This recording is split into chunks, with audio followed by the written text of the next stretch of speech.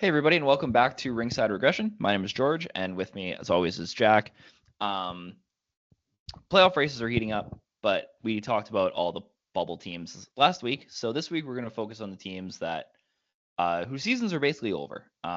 Specifically, we're going to talk about the two teams in Chicago and San Jose, whose years have been essentially ended because they're both officially eliminated from the playoffs. And then as teams kind of get eliminated, we'll do this with all those teams as well.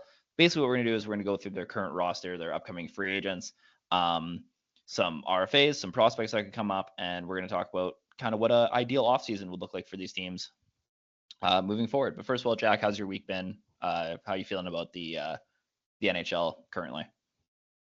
Well, we just got started. It's only Monday, so a little bit more to go till we make it till the next weekend. But outside of that, NHL race has been exciting for the playoffs.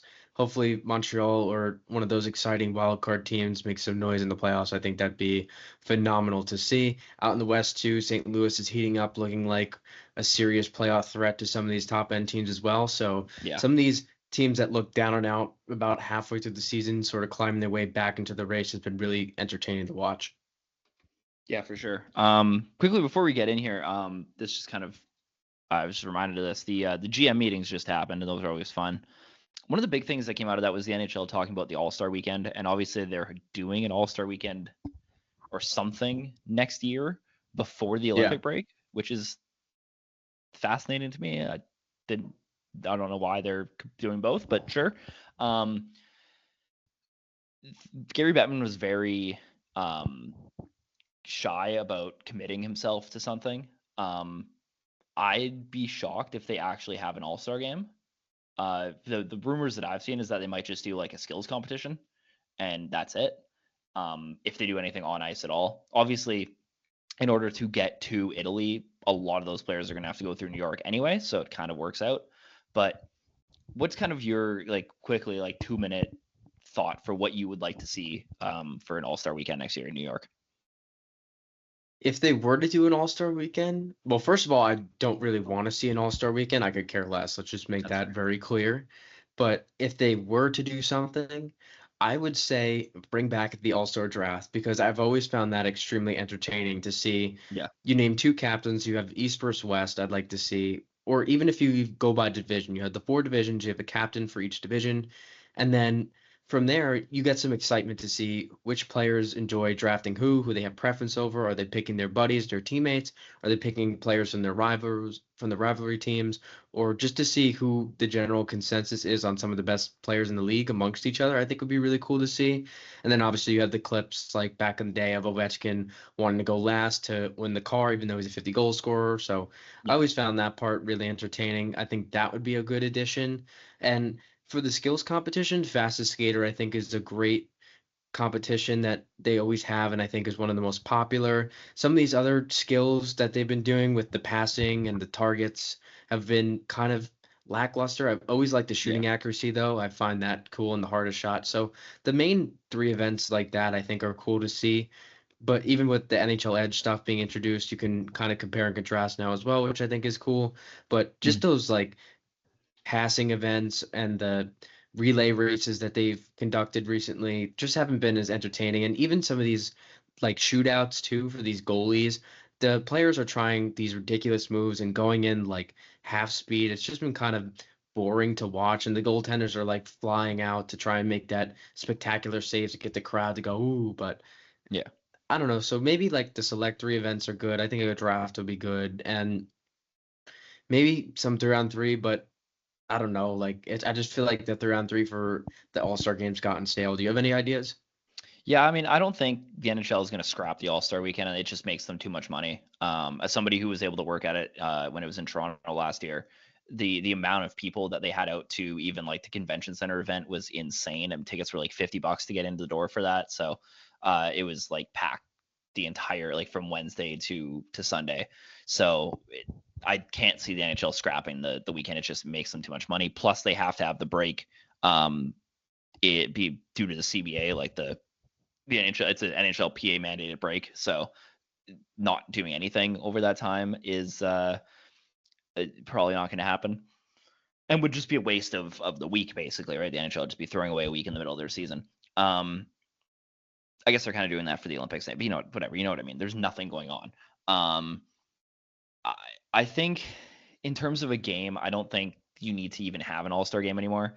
Um, on like in the physical game, I think. I mean, I've been pounding the drum for the skills competition to just be like the six fastest players in the NHL competing, or like the six fastest players you can get out to the event, and then just have them compete, right? Because I think there'd be more competition if you actually like use the NHL Edge data and found the six fastest players in the year that year so far and threw them in a skating competition, because they'd be like, all right, let's see who actually is the fastest, like on a big stage. I think that would breed more competition than just having like the all-star guys sign up for whatever event they want. Same thing with hardest shot. In terms of the target shooting and the passing thing, a lot of teams do their own skills competitions in-house. Just have all 32 teams run their own skills comp. Most teams do it already, and then just take like the six best times from those events, and that qualifies you, and that gives some stakes to the actual event that the teams are hosting too. Because then you could just be like, oh, like so and so needs like this score to qualify for the All-Star game, and that would kind of be a cool thing, and like the whole team could like root for them. I don't know, it could be kind of a fun thing. Do something like that. But I think you could just have like these players show up and do like autograph stuff. Like just have like Sidney Crosby and Austin Matthews go and spend a weekend in New York and just show up at an event at the convention center and sign autographs and then just have their weekend. I think that would be a way to still get the same fan interaction. And fans could go out and meet their favorite players and meet Connor McDavid or whatever. And then you're also not having these players go out and half-ass a game. And it wouldn't cut into their break as much, right? You could just show up have Connor McDavid sign up to go for one day to sign autographs for a couple hours, and that would be it. So that's the way I do it. I can't think of them scrapping it completely, but maybe get rid of the game, make the skills competition the biggest part of the weekend. You could even do like a celebrity game, like the NBA does. Like that's kind of the most fun part about the NBA All-Star weekend now. Like the skills comp for the NBA kind of sucks now too, but have a bunch of celebrities go out and like play a game of of hockey for whatever. Like I think that'd be kind of fun. But other than that, I don't know. It's kind of become a bit of a joke in the league, and I think the Four Nations definitely highlighted how bad the actual game has been for the All-Star game for the last couple of years. But that would kind of be my suggestion. But I can't see them completely scrapping. Like there will be some kind of event that the NHL puts on every year because there's just too much money to be made. Yeah, absolutely. I like the point you make about the data too, using the NHL Edge stats to find the players that could possibly qualify for these events.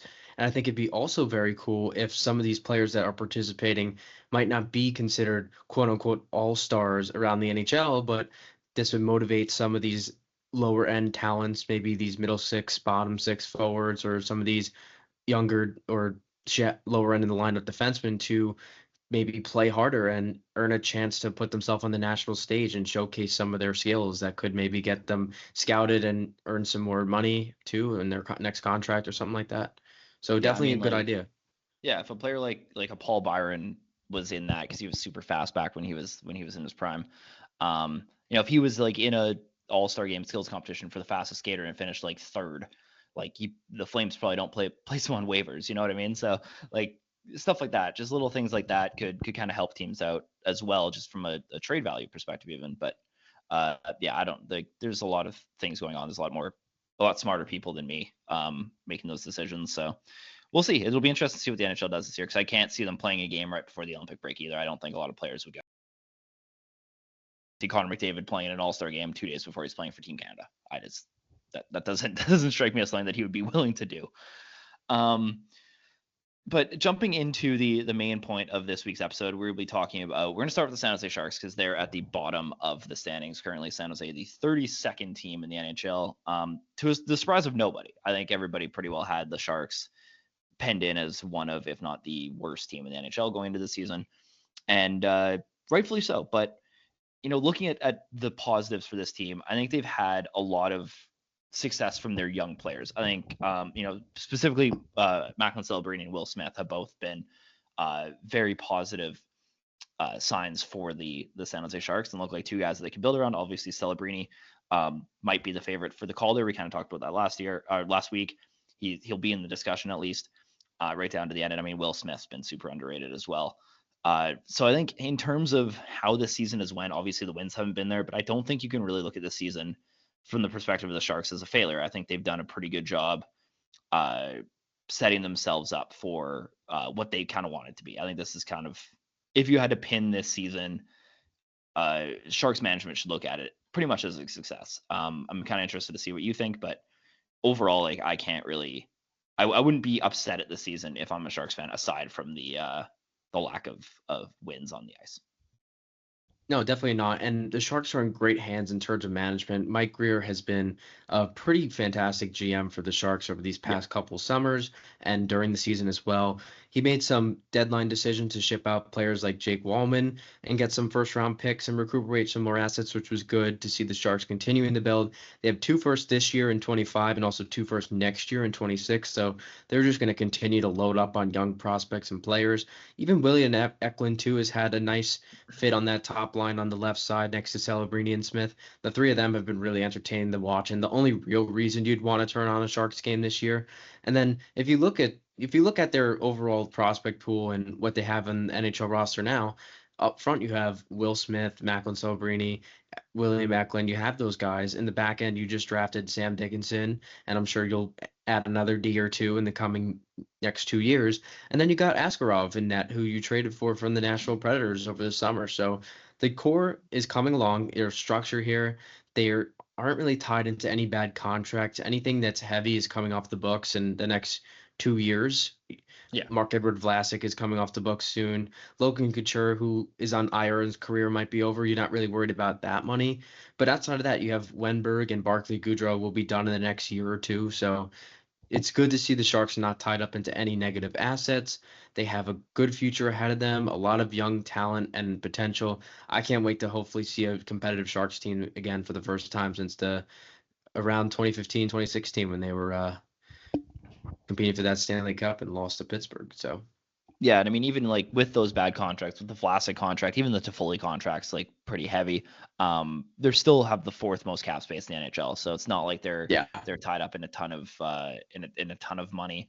And obviously, like the Toffoli contract, like it doesn't look great, but I mean, he's leading the team in goals and he's like 4th in points. So, and he's probably going to get to 30. He's at 25 now. I think it's safe to say he probably gets to 30 before the end of the season. So even that, like I think he's kind of fit that role nicely. Somebody they could even eat like half that salary for and move him in a couple years if they needed to. So there really isn't a lot of negatives in terms of who's been playing. And it's just I think this team just needs time to mature. I don't know if next year is kind of the turn the corner year in terms of like you don't want to be at the deadline selling everybody off again.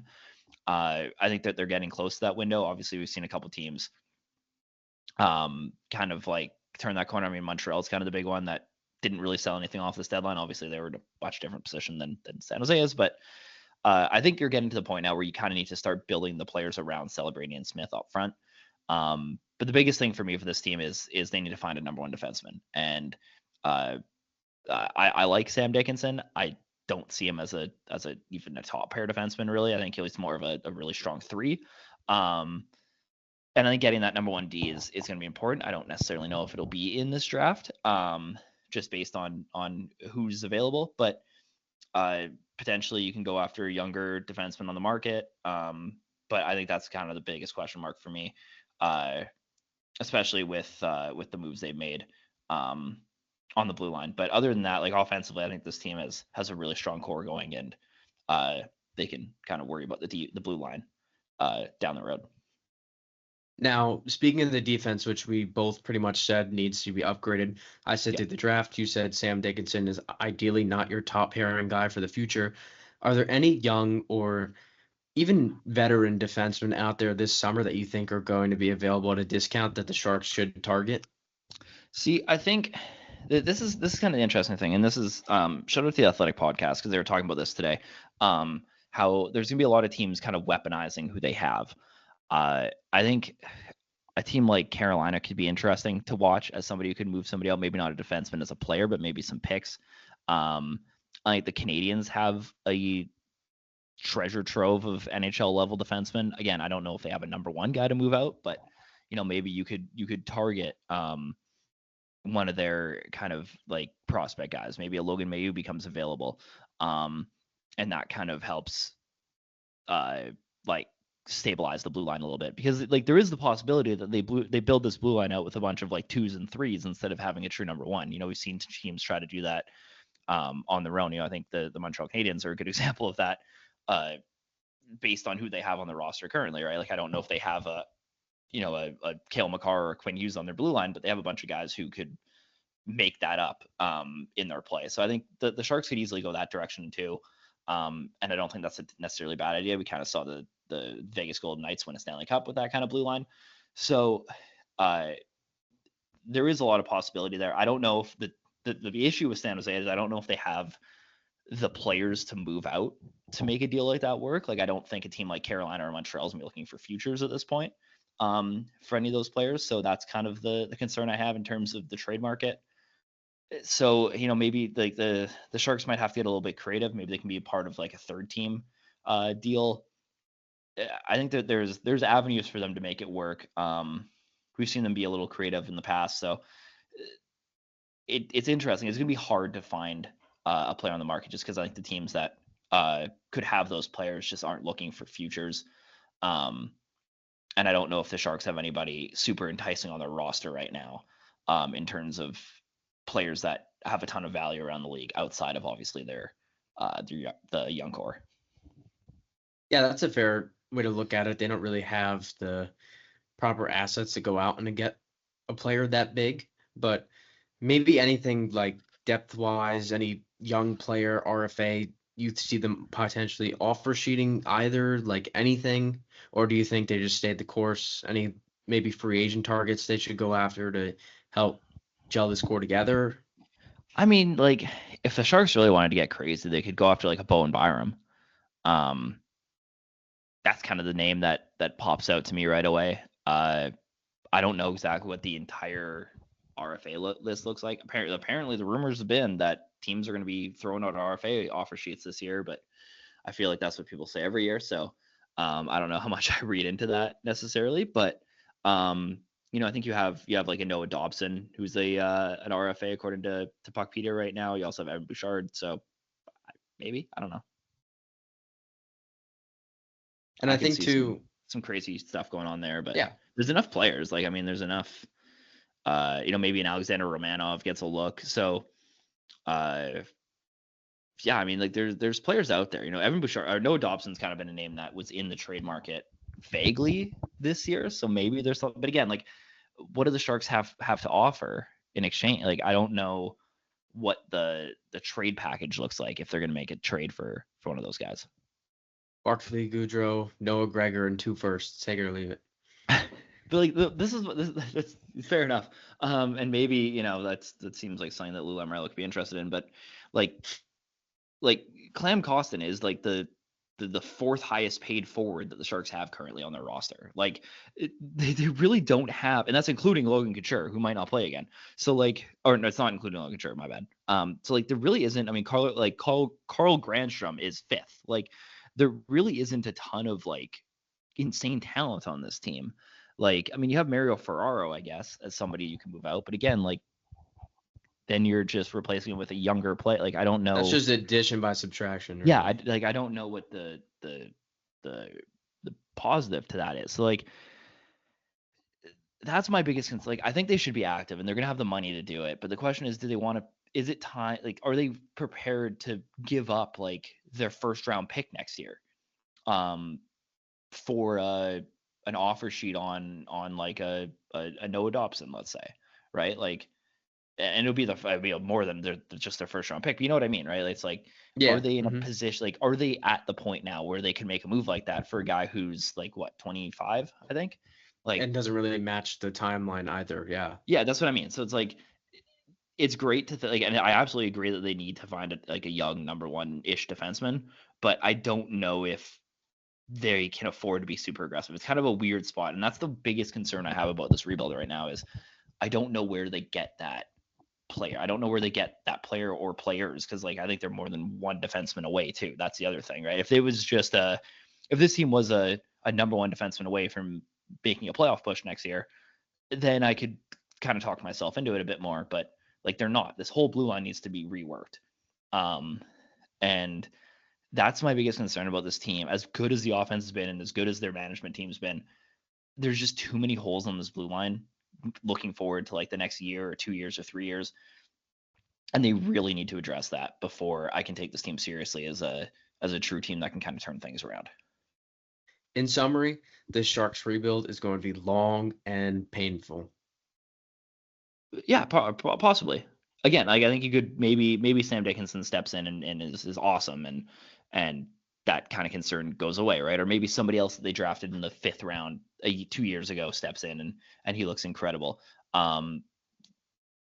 So like it's possible that it's less than that, but I think if you're looking at this from a Sharks fan perspective, I'd expect this team to be near the bottom of this NHL standings again next year, just unless they go on a crazy spending spree, which I don't think is also really warranted.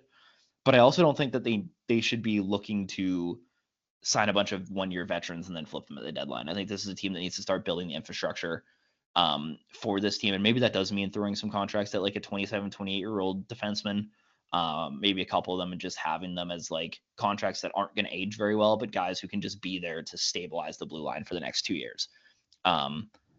That's kind of where I'd see the Sharks going into this summer, is just sign a couple more Tyler Toffoli level, quote unquote, bad contracts just to help build that foundation. And sometimes you need to pay for that, right? Like they're not paying Tyler Toffoli $6 million to be a $6 million player. They're paying him $6 million to help stabilize the top 6 on this team until the rest of their players are ready to take over. And I think people saw that contract and freaked out because of the cap hit, but had to kind of understand the reasoning behind it. And clearly it's worked so far with that deal. So I trust them to be able to find more of those players in the down the road.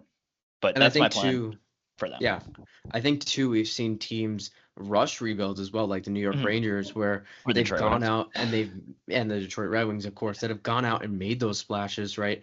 The Rangers coming out of that 2018-19 season, heading in, they draft Kaapo Kakko, and then they go out and they trade for Jacob Trouba. They sign Artemi Panarin. They make these big splashes, and maybe the Sharks are looking at also Steve Yzerman's moves as well, bringing in players like Justin Holl, Andrew Kopp, JT Compher to these lucrative contracts who aren't nearly worth the value that they provide. And he's saying, okay, these teams have rushed to rebuild, and look at them. They're still on the outside looking in. And then you look at a team like Montreal that didn't really rush much, but pieces have just aligned beautifully and has fallen into place. And so maybe that's where Mike Grier is coming from, in this direction, that we're not going to rush. We're not going to hand out contracts to players that are going to come back and bite us when we're starting to ramp up and getting ready to compete. Yeah. So in conclusion, go sign Gavrikov and Neil Pionk to matching 4 times $6.5 million deals and call it a day. Like unironically, I think that should actually be the plan. Maybe not those players specifically, but like unironically, go overpay Gavrikov for 4 years and have him suffer as your number one defenseman for the next 2. Like I unironically think that's not a bad idea for this team.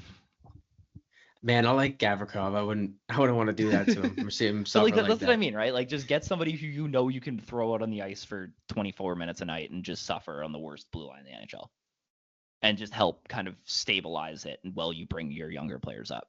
Because you don't want to throw a Sam Dickinson into that role his first year. No. But unironically, I think like even a Neil Pionk, like he's played those big roles in Winnipeg. Like give him a 2 or 3 year deal at like an insane cap hit, and just have him on your blue line. You know what it's kind of like? It's kind of like the Dmitry Orlov. They should sign Dmitry Orlov. That's who they should sign. He's totally out in Carolina. Yeah, and he's accustomed to that 7.75 by 2. Oh my goodness. Hell yeah. Is he a free agent this year? Yeah, he is. He's definitely off the team with Scott Morrow coming up though. Oh yeah. He's 100% a goner. Absolutely. I love that. Dmitry Orlov's the perfect player for the Sharks. Give him $7 million. Give him the same deal Carolina did, and just have him suffer as your number one defenseman. And he's already like 33 too. He's 33. Perfect. Sign him till he's 35. Sign him and sign Neil Pionk as your first pair defenseman for the next 2 years. That is some fun hockey, that defensive play. Imagine you throw that defense unit on the ice with Celebrini, Smith, and Eklund. That is pure offense. There was no defense being played. Oh, good. Did we fix the San Jose Sharks? Yeah, puck's gonna be in I the think corner. You're gonna have four guys surfing above the top of the circle, ready to fly for a yeah. breakaway. It's gonna be Orlov looking all confused on a And, 3-on-1. and quickly, what do they do in net? Do they just re-sign Gorgiev and just keep him around for another year Yeah, or something? Like, is yeah. that just why not? Well, why not? Is right. Go bring And you back have James Askarov Reimer too. as your backup. Yeah. Every team could Yeah, have they have used James Askarov. Play Reimer. Askarov as your backup. Every Because team I don't could know use what. James Reimer, according to you. Yeah, yeah. I don't know what the hate for Askarov is around teams in the NHL that need a backup goalie, but um, maybe we'll see him play next year. I don't know. But yeah, bring back Orgiev for a year. I don't care. It doesn't matter. He's good enough that you can bring up Askarov and play Askarov for 45 games. Like, there you go. I think we've and sign Joel Armia to an insane deal. Pay him $4 million a year to play on your third line and play penalty kill minutes with Celebrini, and then Celebrini can learn how to play on the penalty kill effectively. That's it. I think we fixed the San Jose Sharks. Why are you trying to steal Barclay Goodrow's role? Come on. Yeah, I mean, could you like listen to me, like get like a pure defensive player to just stabilize this team, so they don't get shelled every other shift. Overpay Dmitry Orlov and Neil Pionk and play Askarov. Like I actually think that'd be a successful offseason for the Sharks. Like nobody's gonna like any of those Absolutely. deals. Like everybody's gonna hate that offseason for them, in terms of like the face value. But I think that's legitimately what this team needs to do, and I don't hate that. I Yeah. think that'd be really fun. So there we go. We fixed the San Jose Sharks in like 20 minutes. I guess we can now jump over to a team that is in a bit of a different position, who tried to do essentially what we just recommended the Sharks to do last summer. And guess what? They're still the second worst team in the NHL. And that's the Chicago Blackhawks, who are also eliminated from the playoffs and who also have a very, very, very good first overall pick on their team, just a year later. So I think the Sharks just need to follow the Chicago Blackhawks method of offseason planning from last season. What does Chicago need to do? Like, where is this team? Where do you see this team next year in September? Like, how do you want to view the Blackhawks in when we do the NHL deep dives? What do you want to say about the Blackhawks going into next season? I think the priority is a defenseman. Absolutely. Now that Mm. you moved on from Seth Yeah. Jones, I think you need to bring in something to stabilize this unit. This defense is old outside of Alex Vlasic, Connor Murphy 31, Martinez 37, Brody 34. But you do have some good up and comers. You have Levshunov at 19, who's finally played some games. He's looked pretty They good. signed, yeah, not I've bad. I've liked how he looked. And then Alex Vlasic has been a phenomenal defensive defenseman, signed that 4.6 long-term deal. He's looked good and he's got a lot of potential. Mhm. And I think addressing that blue line, just adding some pieces, maybe not that are old as time like Brody and Martinez to stabilize, but more so maybe some project players, kind of like how the Sharks brought in Timothy Liljegren and Yeah. actually has the best XG percentage on the team, believe it or not, for over 500 minutes played. Almost at 50%, just below it actually. Yeah, And that's impressive. I think if you can bring in a guy like Liljegren, not maybe not him exactly, but you find one of those plug-in players to maybe pair with Alex Vlasic, and you find maybe a good presence for Levshunov. I don't think bringing in that someone so aged as TJ Brody or Alec Martinez on the back half of their career with their speed slowed down, all the wear and tear from the shot blocks and the hits was the best plan. But even two up front, I think they really missed out on capitalizing on Ryan Donato's trade value because he's a Yeah. pending UFA and he's having a heck of a season considering the circumstances. They should have flipped this guy for first round pick or something because look at the scenario you have now. Either A, you overpay for him and he's due for regression, or B, you're Absolutely. just losing him to the free agent market and somebody else is going to overpay him. But why not try and get at least something back? What's difference is he going to make you already eliminated from the playoffs? Big deal. Let him score 10 points in the final 12 games. It's not Yeah. going to matter. But I want to get your thoughts too on Donato. Yeah, I think for sure they should have moved him. He seems like an easy regression candidate, especially for what they probably could have got for him on the market. Um, I'm interested on your thoughts on the Blackhawks tossing a payday at Jacob Chikrin, Yes, I'm because going I to say think that could be yes. interesting. I think you pair Chikrin on his offhand with Vlasic on the first pairing next Yeah, season. If you do I that, think Jacob Chicken's shown enough, and I've been a Jacob Chicken fan for a while. I don't know what Washington's plan is for him. Washington obviously has a ton of salary already invested in a bunch of players. They didn't give up an insane amount to get him, so it doesn't feel like a player that they're like super invested in keeping around long term. Um, I think Jacob Chicken could be a really interesting player if he gets the market. And I think Chicago could kind of be that team that can offer him the role of being a true number one defenseman, which he hasn't had in a couple years. Because obviously the Ottawa thing, he was part of a platoon with Shabbat and Sanderson. And now in Washington, obviously they have Carlson and the rest of that unit. So you can kind of offer him the big role. You could pay him again, you could overpay him to come and just help stabilize that blue line while Levshunov is developing and Alex take some of the pressure off Alex Vlasic, which honestly, Vlasic becoming a number two on this team could even make him better. Just kind of taking some of that pressure off. That's a name that really interests me. I think this could be another team that could take a swing at a Gavrikov, although I think they need more of a dynamic puck mover, especially as their number one, just to play with like the insane skilled forwards they have up front. But I think like getting a strong defensive presence like Gavrikov isn't a bad idea either. But I just think that would be like a secondary guy if like a Chikrin isn't available. I just think Jacob Chikrin's ability to move the puck would be really useful for this forward core.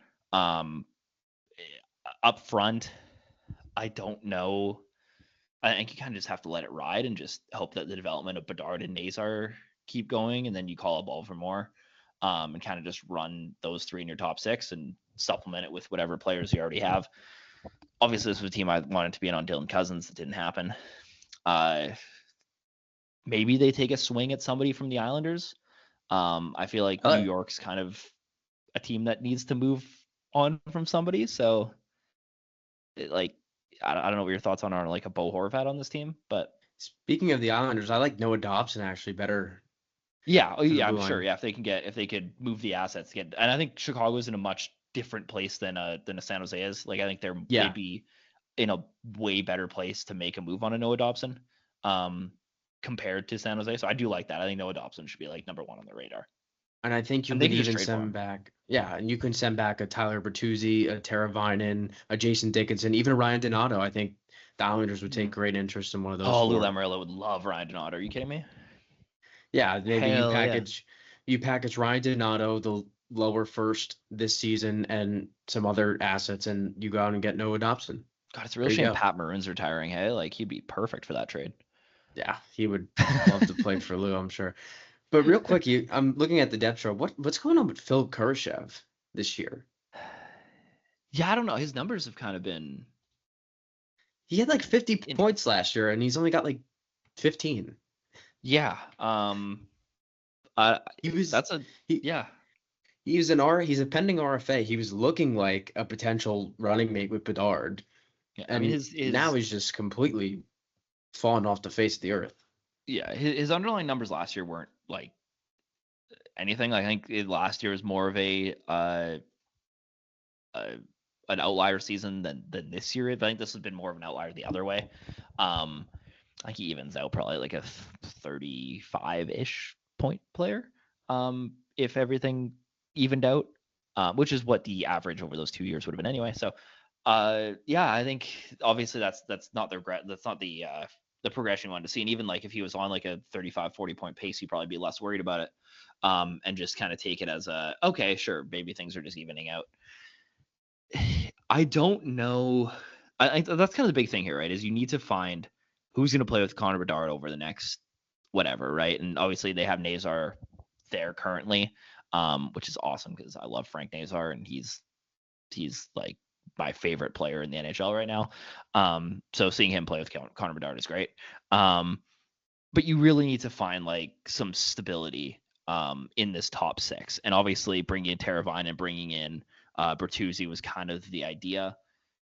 It hasn't really been the success story that they wanted it to be, and so I don't know what you do there. Maybe it is bringing in another top 6 forward. Obviously, I mean, like, I think if he hits the open market, I think Chicago should throw everything they can at Mitch Marner. Yeah, I was going to mention that Like next. I think that's kind of been like the worst kept secret in the NHL is that like if like unironically if Mitch Marner hits the market, you are going to him with a $14 million a year check and you're saying come play with Connor Bedard for the next 8 years, right? Like that's that's just what they need to do because they have to find somebody to take the pressure off Connor Bedard. And you've seen that this year, right? You've seen this almost regression of Connor Bedard where teams have kind of figured him out and he hasn't the players around him haven't gotten any better. And it's hurt his like ability to be Connor Bedard. So I think if you throw like a Mitch Marner on the line with him, and you just let them go, and you could even run like Oliver Moore and Frank Nazar as like the smallest second line in the NHL, like sure, like I don't hate that. I think that should be the idea is just throw everything you can at Mitch Marner in free agency and then go trade for Noah Dobson. Do you like, even though it's in division, would you like to see Nikolai Ehlers on the Chicago team just ripping pucks down the rush with Connor Bedard on that line together? That would be Snipe City, the two of them. Yeah, that would be great. I already I've had Nikolai Ehlers penciled into my Carolina Hurricanes depth chart for the last like 4 years, so I don't know if I could part with that. But I think it would be interesting. I mean, he's a free agent, so he can sign wherever he wants. Yeah, I think that wouldn't be a bad consolation prize if Marner doesn't end up hitting the market. Right? I It's don't. not terrible. I don't hate. Who's the other Jet that's a free agent too? There's somebody else that I think wouldn't be bad. Is it Iafallo? That's a free agent this year. Yeah, I think he is. I don't hate Iafallo. I don't hate Brock Besser here either. Honestly, like I think this is a team that should just kind of go after everybody. Whatever's out there, just take it. Yeah, Alex Iafallo I think isn't a bad guy to throw money at. Riley Smith's a little bit old. I wouldn't go. And No, I wouldn't touch I Riley highly Smith. doubt. Like, I don't think Riley Smith leaves Vegas. I think he signs like a $2 million a year deal and just retires a Vegas Golden Knight.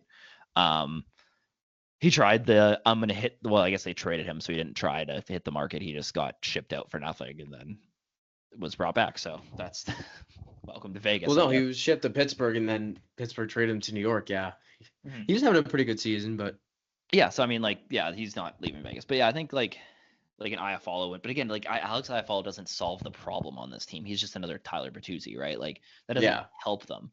I think it's really got to be Mitch Marner. I think at the end of the day, right? Like even like I don't think Ehlers gets this team. Like I don't think he moves the needle enough. Like they need, and I love Nikolai Ehlers, but he's not the 100-point player that this team needs. Like they need somebody, a legitimate star, to play next to Connor Bedard. Like I fully believe that. I think it's Mitch Marner over this offseason wasn't good for Chicago. Like unironically, I think that's where this team is. I think what's really fascinating too is that we've looked at two of the NHL's worst teams, the Sharks and the Blackhawks. And on one end of the spectrum, we're looking at the Sharks. We're saying, don't go big, don't spend. Yeah. Right. We'll spend on bad players. That was my tip for But don't spend. But realistically, don't spend. Don't give up assets. You don't really have much. Just stay the course kind of thing. Mm-hmm. But then we look at Chicago, who's more so a step ahead, and we're saying you either all in or you've lost, which I think is really, really interesting. So maybe San Jose will end up in a position similar to Chicago a year from now. And who knows, maybe Chicago ends up in a position kind of like New York or Montreal where they're accelerating out of a rebuild. I mean, anything is possible with the NHL, as we know. Nobody expected Montreal to sort of rise and potentially make the playoffs this year. Everyone still had them on the outside looking in. So. Oh yeah, and I mean we'll get a chance to talk about what Montreal should do in the offseason eventually, and that's going to be a fascinating discussion. And I think like all those teams, like the Carolinas or the Calgarys and Columbuses too, in the same kind of boat. Yeah, I think the Blackhawks, like despite the fact that they're very close in the standings, I think Chicago's situation is a lot different. In terms of like where their prospect pool is, like I think the Blackhawks have obviously had more time to put together a prospect pool, and they had like the big spending last summer that I think has accelerated where this team is. So despite the fact that these teams are very close in terms of like where they are in the standings, obviously they're 32 and 31. I think Chicago's outlook on this offseason should be like we should be pushing for a wild card spot next year. I think that's where the Blackhawks' head should be. Whereas I think the Sharks are very content being the worst team in the league again next season. Mm-hmm. Absolutely. So I think that's kind of where, and does a lot of that have to do with the fact that the face of the team is Connor Bedard? Maybe, but I think it has more to do with the fact that they have these other, like they already have Nazar and Moore as the next kind of wave, and I think although the Sharks have Will Smith, I don't know if they have that third guy. Obviously, like they have Eklund, but he's a little bit older. And then Lev Shimov, I think is just like a better player than Sam Dickinson is in terms of outlook. And then you also have Spencer Knight, who's like been incredible since he got the Yeah, start. he's definitely the answer in the net for them, by the way. That was a great trade to bring in the first and Knight for Seth Jones. Yeah, so like I think that trade worked out really well for both teams. But I think especially it worked out really well for the Chicago Blackhawks. But yeah, I think we fixed the Blackhawks. Signed Noah Dobson and Mitch Marner. That's easy enough, right? Yeah, it only cost you Like about $25 million. Yeah. Something like that, right? Because you got to think like 9, 10, right? And Marner's gonna get like 14, probably. No, Dobson, I don't think he's getting 9 or 10. Probably 7 or 8. Probably 8. Okay. Especially with I'm the gonna cap say going 8. up. Yeah. Okay. Fine. I'm going 8 flat. 8 flat. All right. And then you give Mitch Marner a $14 million check. Yeah. And call it a day. 22 million. Yeah. Okay. Cool. That's easy enough. Chicago has how much? What's their projected cap space? They have projected to have $30 million in cap space. So or as of right now, they have 30 mil. So sure, that works. Oh, that might not work though because you got to sign Ryan Donato to the 7x4. That's right. So That's right. Dang, it's unfortunate. And Kershaw's an RFA, so you're gonna throw the bag at him. Yeah, Alec Martinez too. Ooh, yeah, this is some big contracts. But yeah, I think that's how you fix the Chicago Blackhawks. So yeah, thank you everybody. I think that's all we have for this week. Tune in next week. I'm sure we'll have more teams that are eliminated from the playoffs. Maybe we'll have something exciting to talk about in the wild card race, and we'll put a pause on the fixing your team in the offseason series. But this is kind of a little mini series we're going to do during the from now until the end of the playoffs, basically. So thank you for listening, and we'll see you guys next week. Have a good one.